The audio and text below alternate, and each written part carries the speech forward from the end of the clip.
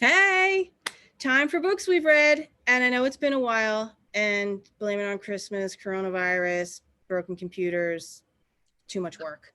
I was All sick that. for like weeks. And sick. Sarah was sick for quite a while. Maybe not coronavirus, right? I mean, my test came out negative, but they said it's a very strong possibility I tested too early. I don't know. I checked off enough boxes, but I'm fine now. Nobody else in my house got it. So, yeah, I'm cool. I wouldn't have come back to the library if I still wasn't feeling well. So. Well, of course. Okay, so today's topic theme is true crime. And Sarah picked that one.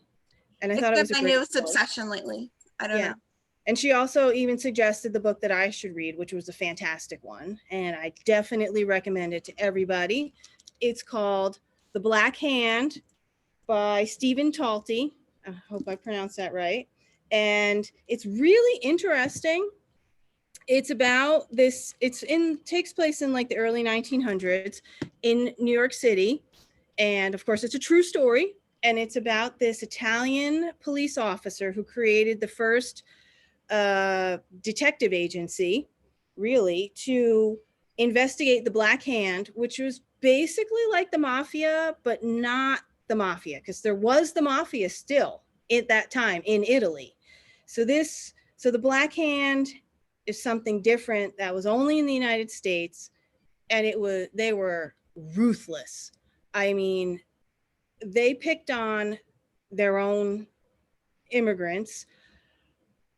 The things that they did to the people of their own country, who now in America together, was outrageous. I And mean, they mostly children too, which is like yes, awful. yes, because Sarah also read this book, obviously, since she told me to read it. Yeah, they would kidnap children to get ransoms, and then even if they got the money, they would kill them anyway. Or they would kill them anyway just because they didn't get the money fast enough. Or I think they just killed them anyway sometimes because they wanted to. Mm-hmm. I mean, it was really gross. And I'm sure these poor children were also tortured and maybe abused in some way and other stuff. And then, of course, they were also really big on blowing things up. They loved to blow up the stores of Italian immigrants, whatever it was, their little fruit stands or their meat stores or, the tailor, the barber.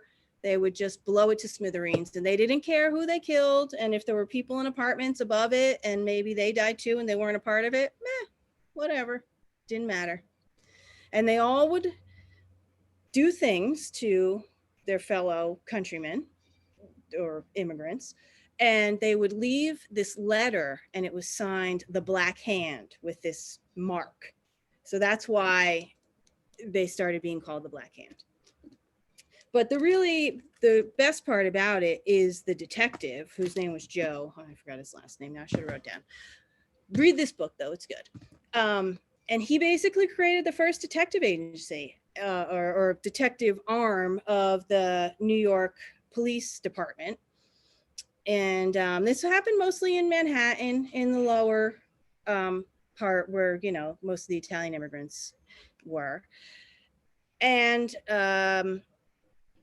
there was a lot of prejudice and bias against Italian people in those days who came over, and it was even showed in the police department itself. So while he was made a detective, and he supposedly had some other detectives working with him, he really wasn't given any kind of budget to be able to do anything. He really wasn't given any kind of support by the other police officers. They would call them racial slurs and other ethnic slurs and things like that. And a lot of the New York police officers that were non-Italian wouldn't even go into that neighborhood. Like, they didn't even care. Like, it was almost like, oh, well, they all just want to kill each other. Well, whatever. But I mean, there are a lot of the immigrants. I mean, I would say pretty much the majority of the people that the Black Hand targeted were good people, were good immigrants. They weren't criminals and people like that. They were people that wanted to come over and try and create a better life for themselves. So it was really sad that and I mean, it still happens everywhere. You see it all the time, you know, that immigrants kind of prey on their own immigrants in scams and other things like that. But anyway, it was a really fabulous book. What else can I tell you about it that I really liked? This guy was amazing, this detective. He was so hardworking, and he finally married late in life, which I think because he married so late in life that he put so much effort into creating this, his detective group, you know, his team, and he did such a great job, and he was really amazing. But yet he was thwarted even by the mayor's office and stuff as well, because Italians were really disregarded in those days.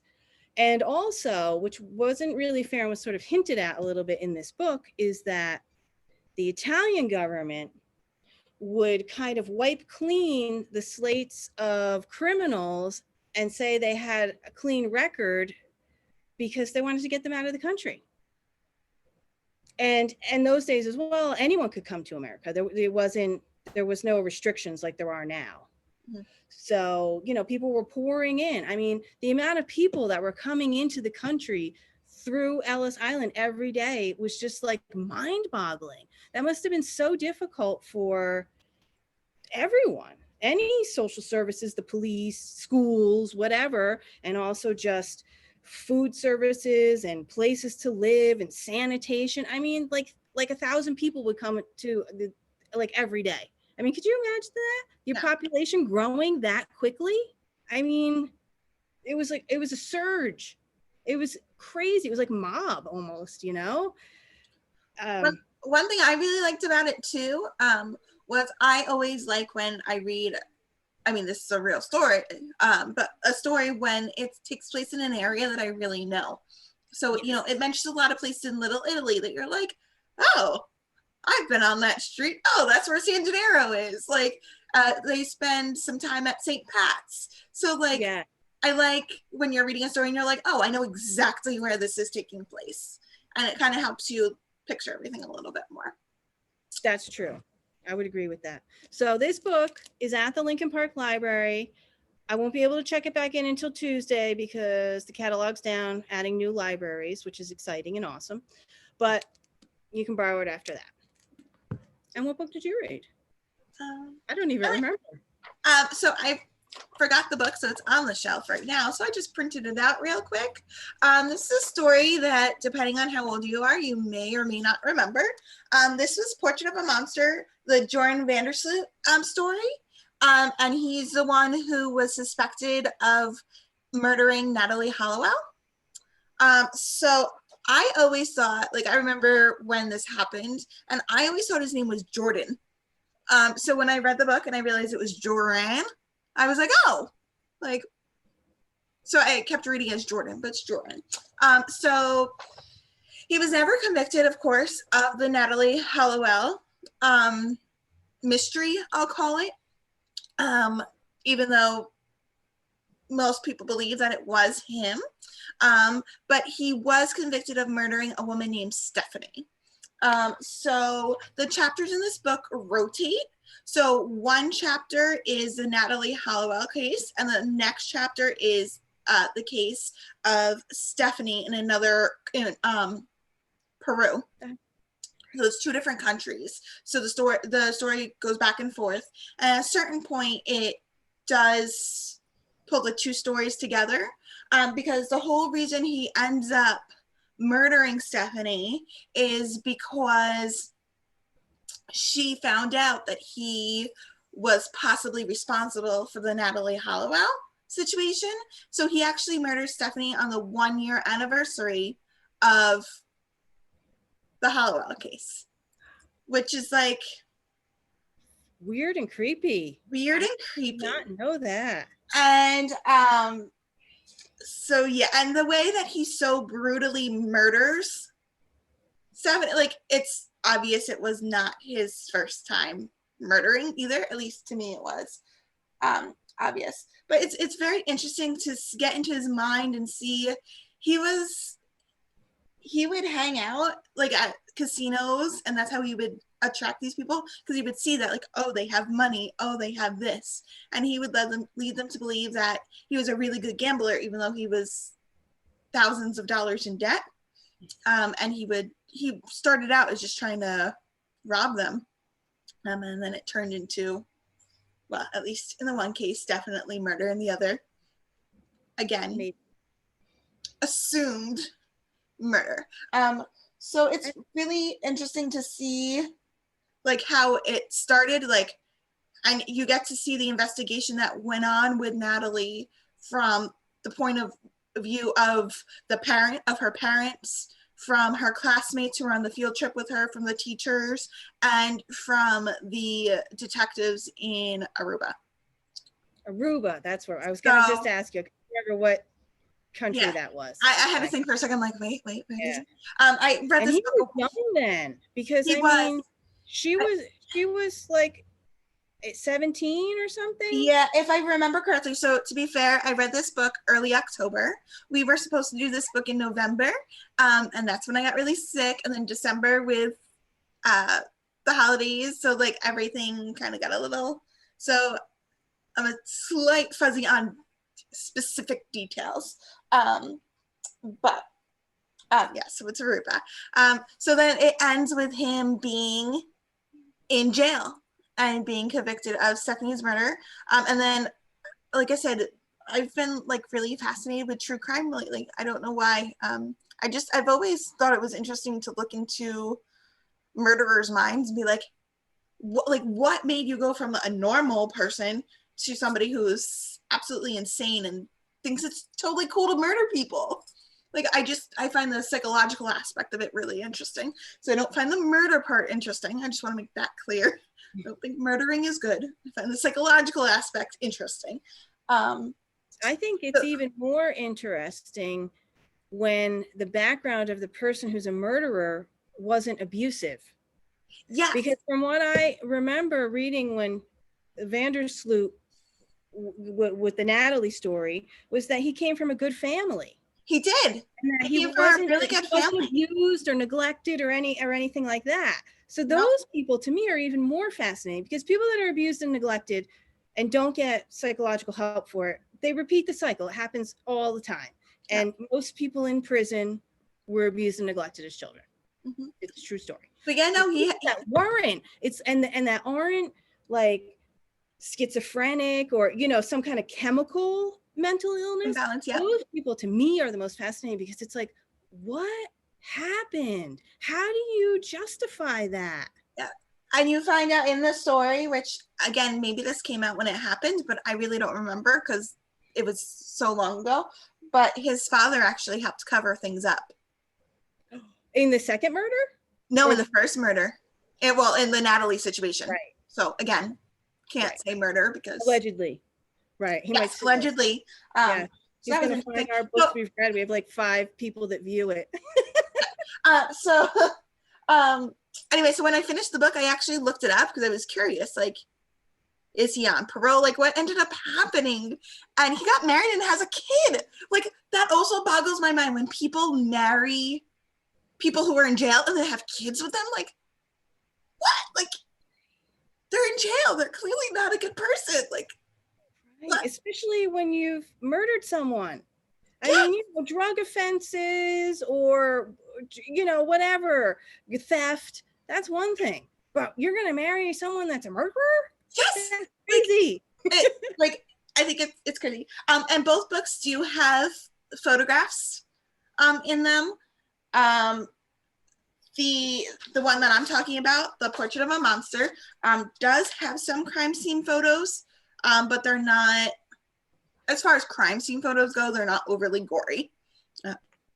But the murder in here is definitely described. So this book is definitely more, I want to say, detailed and gruesome compared to The Black Hand. It's like The Black Hand said, like, there was this bombing. But like you said, we're suspecting that the children were probably abused and tortured, but they never say that. They never give details. Versus in this book, they tell you exactly how she was found, exactly how she was murdered. So there are more details. So just if you like true crime but don't like the detailed true crime, maybe stay away from this one. Like I said, nothing like, it's not terrible and it's not the majority of the book, but it is in there. So yeah, we have that book at our library. We do. I bought that? I don't remember buying that. You did? Well, if you I mean, somebody did. Considering I buy all the books, I guess I bought it. Okay. Yeah. Now this one also has a few pictures in it. But you know, this was also the early 1900s, so it's a different, I think that there wasn't maybe as much detail because they just didn't have as much detail. Yep. And like, you know, those pictures are black and white because that's all that existed. Yes. Versus these are not black and white. Mm-hmm. So, but this is a really interesting book. Mine, again, going back to the Black Hand, because he made a real dent in stamping them out. Unfortunately, he had a terrible end, and I'm not going to tell you why, but you can find it out. And that's because, honestly, in my opinion, he wasn't protected by the people that should have protected him. The mayor, the chief of police, they sent him to die, basically. I mean, I was actually really upset when I read, like, what happened to him. I was like, what the heck? After all he did to help the citizens of New York and the police department and the mayor look good and make the police chief look good, and found so many people that did these terrible things and got them arrested and whatever, and then they just like didn't care about him. And if I remember correctly, I think it said in the end of the book, in the Black Hand, there's actually a statue of him in Central Park. Am I remembering correctly? Hang on, babes, I'm in the middle of my meeting. No. Okay. Hey, for once it wasn't my kids. So we usually have a different audience for this than my stories, but if you have kids and you watch this and you don't know, Monday through Friday I do read 3 stories a day, at 9, at 2, and at 7 p.m. unless I'm extra tired posting, and once in a while I'll have something accidentally post at 9 p.m. instead of 9 a.m. But for the most part, 9 a.m., 2 p.m., and 7 p.m. I post a story. And often you will especially see my younger one. You'll see her like pop in the video. What are you reading, Bobby? I'm like, go away. So yes. Well, I think we all have the same issues with this kind of working from home thing. Yep. We all get it. So those are our books. Oh, I also want to put in a plug. If you've never read Midnight in the Garden of Good and Evil, that is an amazing true crime story. And it's like every main library has it. So you can find that book anywhere. Who wrote it? John Beren? Something like that. Starts with a B. I have to look it up. I don't remember. Yeah, but it's an old book. It's been around for a long time. Like 20 years, maybe even longer. But it's it's really well written. That's what I mean when I say fabulous. Not that the story is fabulous, because it's never fabulous when somebody gets murdered. The writing, if you read it and you didn't know it was a true story, you would think it was a fiction. That's how well he writes. That's what I meant. Because sometimes nonfictions can get a little like boring. Yeah. Well, as a general rule, I don't like nonfiction. It's not my preferred genre. But for some reason, true crime, even though obviously it's nonfiction, I find it, but again, I think it's more the psychological aspect of it than a history lesson per se. Right. Yes. So, all right. Did you want to say anything else about the new libraries? Oh, the new libraries. We're adding all of the libraries of Hunterdon County. I believe there's maybe 13 or so. I should have looked it up before our meeting today. And the Bernardsville Library. So probably people from Lincoln Park won't be going to those libraries very much. Although if you work in any of those areas, you can use those libraries.